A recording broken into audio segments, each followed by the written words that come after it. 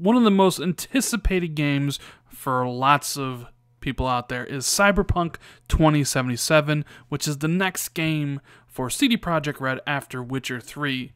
Well, in rare fashion, CD Projekt Red came out today and addressed the concerns that CyberPunk 2077 is having a troubled development. What is going on, guys? Randall Thor 19, the man with the million, back again with another video. And yeah, people love CD Projekt Red, especially what they've done with the Witcher franchise from Witcher 1 to 2 to 3. People call Witcher 3 one of the greatest games of all time. And when they announced CyberPunk 2077, people were absolutely hyped. Kept on saying, take your time, CD Projekt Red. We know the game is going to be great. And ever since that announcement trailer, we really haven't heard much about the title. There's no release date other than it'll come when it's finished. Now, there have been rumors surrounding CD Projekt Red that, Cyberpunk has lost some key developers, that the studio morale has been low, and these rumors have been persistent with, the developer for some time. There was the same rumors that surrounded Witcher 3, and we all know how that game eventually turned out. So, now, this report here lays out who has left the studio recently.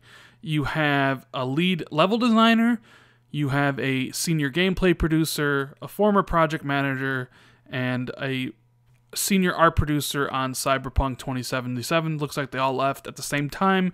They changed their profiles on LinkedIn to reflect those changes. But more so than even that is a website called Glassdoor. It's where employees can anonymously leave feedback about their working experience at a company, although, like I said, it's anonymous. There's no way to verify it, so a lot of their posts are negative in nature. Now, for whatever reason, CD Projekt Red has decided to release this statement on Twitter today to talk about the rumors that were happening at Glassdoor, right? They said, we normally avoid commenting on company reviews on spaces like Glassdoor, but this time around, since they haven't talked about Cyberpunk 2077, they felt it was appropriate. You never see companies do this.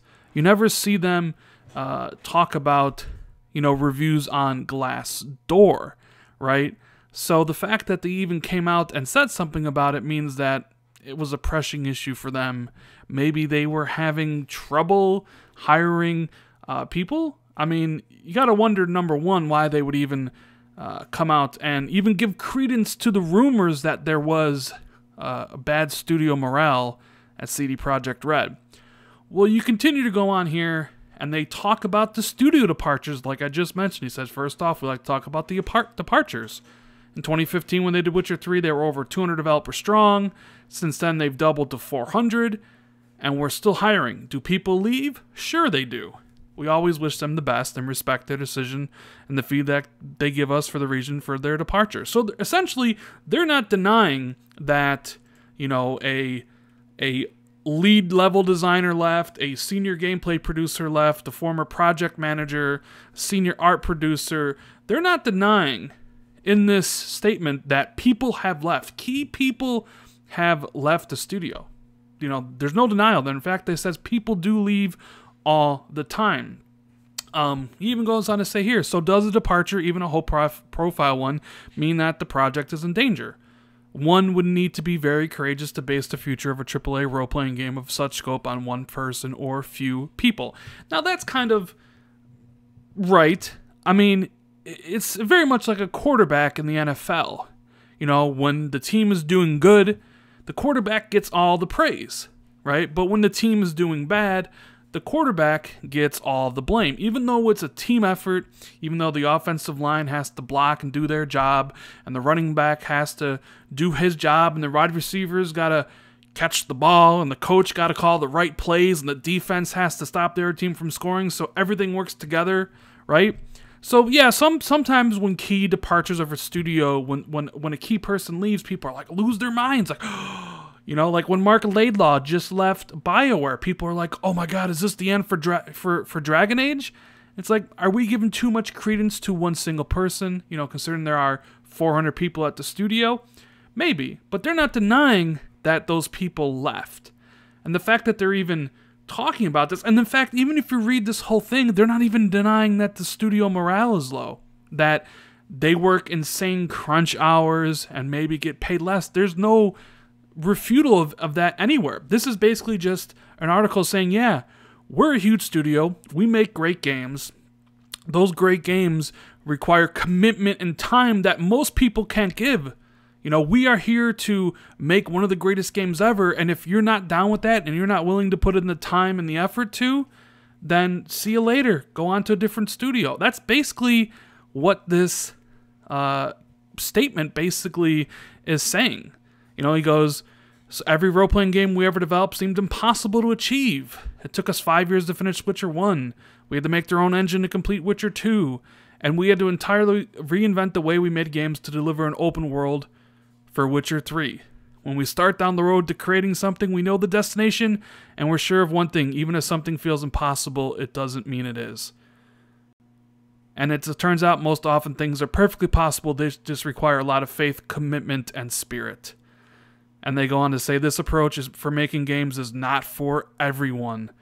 So, I mean, it almost coming out there and trying to talk about studio morale, they basically confirm the high-profile departures, and honestly, they completely sidestep the studio morale stuff here. They're basically saying we're making video games, you know, that require a lot of, like I said, effort, work, faith, commitment, and if you're not down with that, you're going to quit. But they did say CyberPunk 2077 is progressing as planned, you know, but they are taking their time, which we probably aren't going to see this game for quite some time now, honestly. We're definitely probably not going to see this game before 2020, if I had to guess. It probably won't release until, who knows, if it even released this gen. This might be a game for PS5 and Xbox 2, you know? And honestly, most gamers really don't want to even hear about this. They just want the game to come out. They don't want to hear about studio troubles and people leaving and studio morale being low.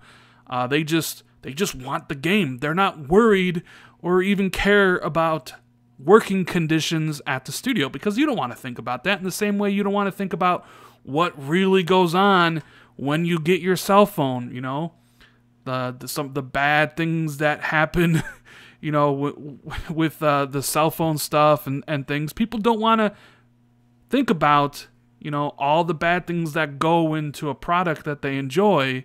They just want to enjoy the end result, but they don't want to think about how you actually got to that end result.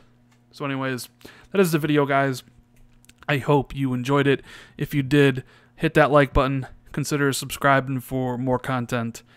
And I'll see everybody in the next video. Later, guys.